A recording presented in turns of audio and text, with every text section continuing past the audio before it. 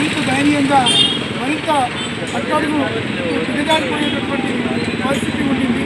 మరి అట్లాంటి పరిస్థితి నుంచి అనేక ఉద్యమాలు నిర్వహించి దేశంలో అన్ని రంగాల పార్టీ కార్మిక దర్శక విద్యార్థి మేధావి వర్గాలతో పాటు ప్రపంచ శాంతి కోసం కూడా మరి పరితపించినటువంటి పార్టీ భారత కమ్యూనిస్ట్ పార్టీ.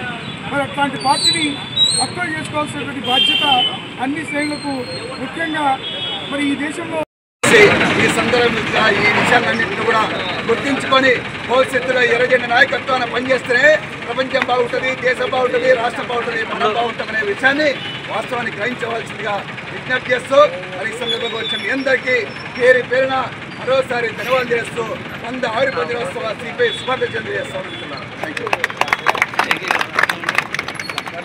ధన్యవాదాలు అన్నగారు.